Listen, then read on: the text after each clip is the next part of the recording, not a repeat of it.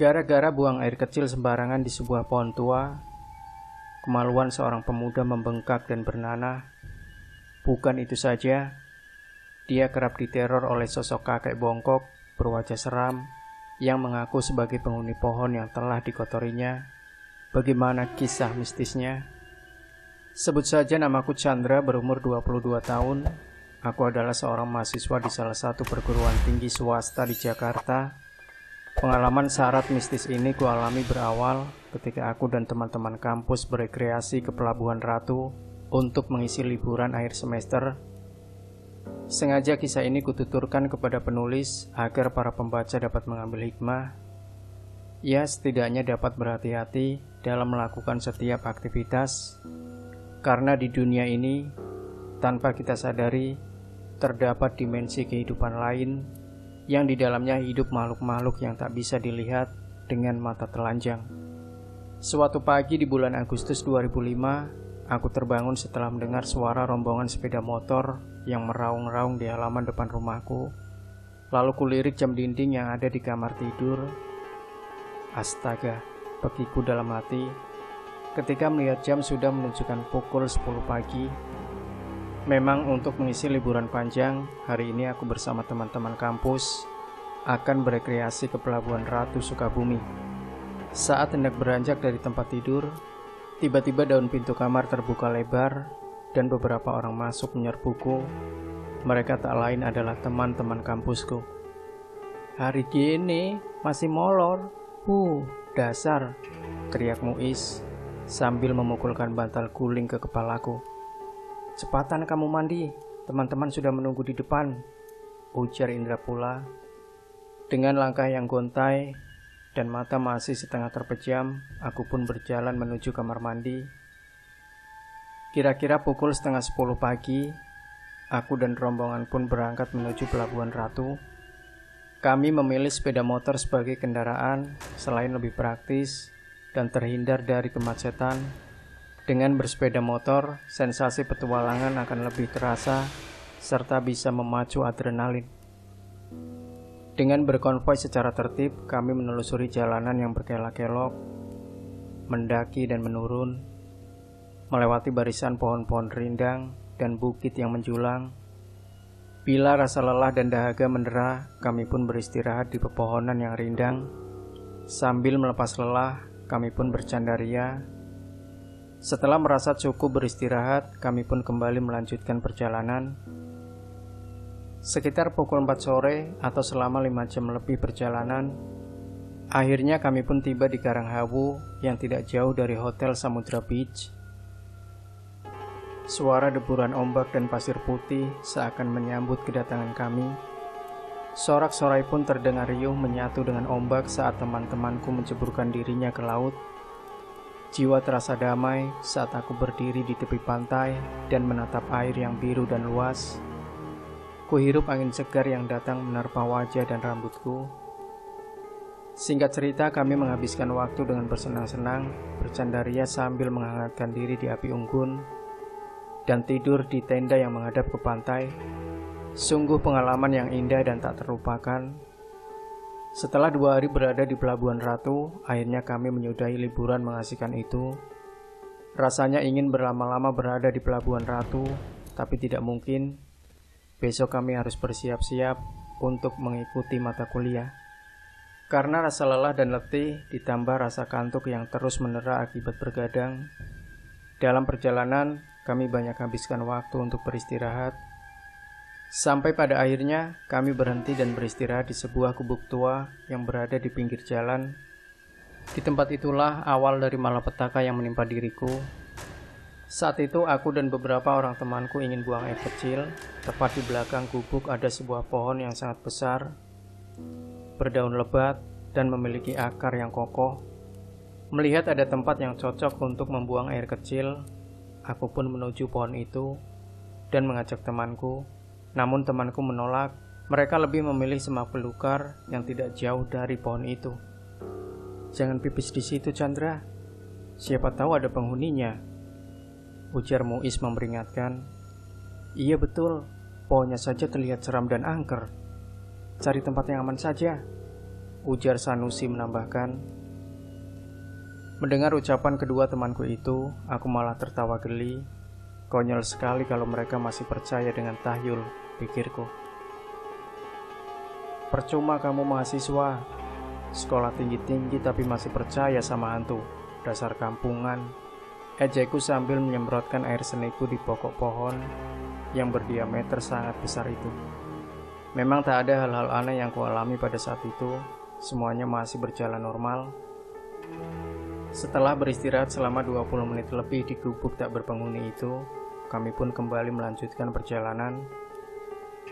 Namun saat rombongan hendak melanjutkan perjalanan, tiba-tiba aku merasakan ada sesuatu yang menjalar di tubuhku.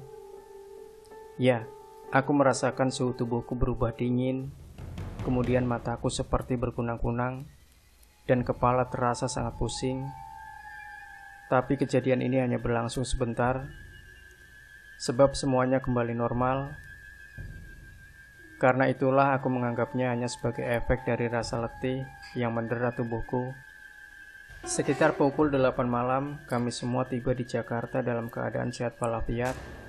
Sementara itu, sesampainya di rumah, aku langsung merebahkan tubuhku di atas tempat tidur. Dan dalam hitungan detik saja, aku pun tertidur pulas. Namun dalam tidur, aku bermimpi didatangi oleh seorang kakek bongkok yang berwajah seram. Dalam mimpiku itu, si kakek terus memelototiku dengan mengacungkan tangannya. Sepertinya dia sedang marah. Dari mulutnya keluar kata-kata yang sangat panjang, tapi aku tidak mengerti apa yang dikatakannya. Pada keesokan harinya, aku menjalankan aktivitas seperti biasa. Namun ada yang sering menggangguku saat beraktivitas, yaitu rasa gatal di kemaluanku. Awalnya aku menganggap hal itu dikarenakan aku terkena penyakit kulit biasa akibat memakai handuk secara bergantian dengan teman-temanku saat berada di Pelabuhan Ratu. Atau mungkin juga rasa gatal itu akibat air yang kurang steril saat mandi di kamar mandi umum. Yang paling mungkin adalah karena aku telat mengganti celana dalam. Namun yang aneh, dalam kurun waktu sepekan, rasa gatal itu tidak juga hilang, malah semakin menjadi-jadi. Padahal aku telah memberinya bedak, bahkan aku juga mandi dengan sabun antiseptik, tapi mengapa rasa gatalnya kian menjadi-jadi? Karena tidak tahan dengan rasa gatal itu, aku pun mencoba melihat apa yang terjadi pada kemaluanku. Astaga, pekiku saat melihat burung kecilku yang tertidur pulas itu. Di sekitar daerah kemaluanku dipenuhi dengan bintik-bintik kecil. Aku sama sekali tidak menyadari apa yang telah terjadi. Beberapa waktu lalu, saat aku hendak buang air kecil, aku tidak melihat bintik-bintik tersebut. Pada saat itu juga, aku segera ke dokter kelamin untuk memeriksa penyakitku. Setelah diperiksa, dokter mengatakan aku terkena penyakit kotor, yaitu sifilis. Tentu saja aku tidak setuju dengan apa yang dikatakan dokter, karena aku sama sekali tidak pernah berhubungan intim dengan wanita, apalagi wanita kotor. Di umurku yang telah mencapai 22 tahun, aku tidak pernah berhubungan badan, baik itu dengan pelacur ataupun dengan pacarku. Selama menjalin hubungan khusus dengan wanita, untuk mencium bibir saja, aku tidak punya nyali, apalagi berhubungan badan. Walaupun tidak terima dengan kesimpulan dokter, aku tetap mengikuti saran-sarannya, sebab berharap bisa sembuh dari penyakit yang kuidap. Resep obat yang diberikan pun aku tebus dengan uang yang tidak sedikit. Tapi setelah mengikuti saran dokter dan meminum obat yang diberikannya, penyakit yang kuidap tak kunjung sembuh, malah semakin parah. Bintik-bintik kecil telah berubah menjadi benjolan-benjolan yang semakin membesar, dan disertai rasa gatal yang luar biasa. Celakanya lagi, saat aku kembali buang air kecil, terasa perih, sukar untuk mengeluarkan air seniku.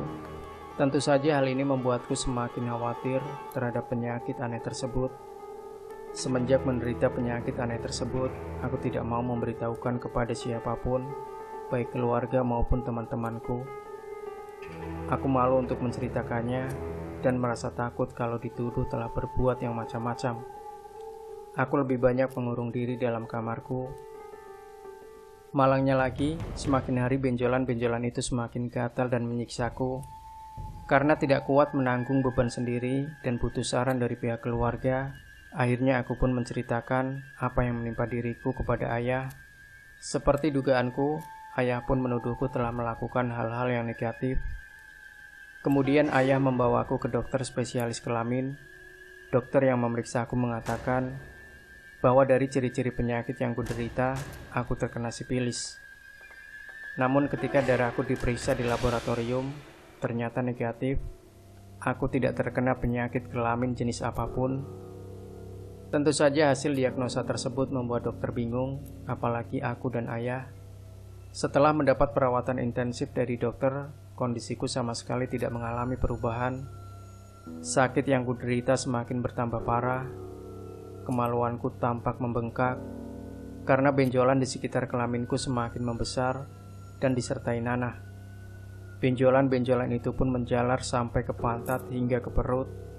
Rasa gatal di kelamin berubah menjadi rasa perih, sehingga membuatku tidak mampu untuk berjalan. Akibatnya kesehatanku pun semakin memburuk. Suhu tubuh tinggi disertai dingin yang menggigil. Anehnya, seiring pembesaran benjolan di kelaminku, kondisi tubuhku pun semakin kurus. Yang membingungkan, selama menderita sakit aneh tersebut, aku juga sering bermimpi buruk. Dalam mimpi itu lagi-lagi aku melihat kakek bongkok berwajah seram yang tertawa terpingkal-pingkal melihat keadaanku. Dia sepertinya senang melihat aku menderita. Bahkan yang terjadi kemudian, aku tidak saja melihat kakek misterius itu di dalam mimpi, tapi juga dalam keadaan sadar. Aku kerap kali melihat sosok itu berdiri dekat jendela kamar dengan mata melotot seolah-olah hendak memakan kelaminku. Melihat sosok yang menyeramkan itu, tentu saja aku menjerit ketakutan. Aku coba menceritakan keanehan ini kepada ayah dan ibuku, namun mereka menganggap hal ini adalah halusinasi semata. Sementara itu, kian hari keadaanku kian parah. Bersamaan dengan itu juga, keanehan itu semakin sering menderaku. Pernah suatu malam ketika tidur, aku dikejutkan oleh suara tawa yang terbahak-bahak. Saat membuka mata, aku melihat kakek bongkok itu tengah berdiri di atas tubuhku, sedang menginjak-injak kemaluanku. Melihat hal itu, tentu saja aku menjerit-jerit ketakutan, hingga membangunkan seisi rumahku. Melihat kondisiku yang semakin memprihatinkan, membuat orang tuaku bersedih. Begitu pula dengan sahabat dan teman-teman kampusku. Segala upaya telah mereka lakukan untuk menyembuhkanku, namun hasilnya sia-sia. Tapi Tuhan Maha Pengasih dan Maha Penyayang kepada umatnya. Dengan izinnya, aku dipertemukan dengan seorang pria berhati mulia dan waskita. Sebut saja namanya Arif. Pertemuanku dengan Pak Arif tanpa diduga sebelumnya.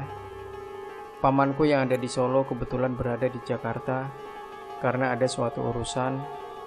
Mendengar aku sakit parah, pamanku segera menjengukku. Yang saat itu secara kebetulan dia bersama Pak Arif, salah satu teman kantornya. Saat pertama kali melihat kondisiku yang tidak berdaya, Pak Arif sangat terkejut. Berkali-kali dia mengucapkan istighfar. Pak Arif memberitahukan kepadaku, juga keluargaku, apa yang sebenarnya telah terjadi menimpa diriku. Dia mengatakan bahwa aku bukan mengidap penyakit medis, tapi mengidap penyakit akibat gangguan jin. Dari hasil deteksi dan terawangnya, aku telah membuat makhluk jin itu marah karena telah mengotori rumahnya, yang tak lain adalah pohon yang aku kencingi saat berada dalam perjalanan pulang dari Pelabuhan Ratu ke Jakarta. Mendengar penuturan Pak Arif, seketika aku menjadi ingat dan mengakui kalau pernah membuang air kecil sembarangan, persisnya di sebuah pokok pohon raksasa. Mendengar pengakuanku, kemudian Pak Arif meminta izin dan doa restu kepada orang tuaku untuk mencoba menyembuhkanku. Lalu Pak Arif meminta segelas air putih. Kemudian dia duduk bersila dan membacakan doa-doa di air tersebut. Saat dia hendak meminumkan air itu kepadaku, tiba-tiba entah datang dari mana, ada sesuatu kekuatan yang menghantam gelas itu, dan prang! Gelas itu pecah di tangan Pak Arif. Untung saja wajahku dan wajah Pak Arif tidak terkena pecahan kaca. Melihat kejadian ini, semua yang ada di kamarku tersentak kaget. Suasana semakin tegang dan mencekam saat jendela kamar bergerak kuat. dihempas angin yang tiba-tiba saja datang, padahal malam itu tidak ada tanda-tanda hujan akan turun. Melihat gelagat aneh itu, Pak Arif lalu memasang kuda-kuda. Aneh sekali, tepat di depannya, aku melihat kakek bongkok yang sering menerorku.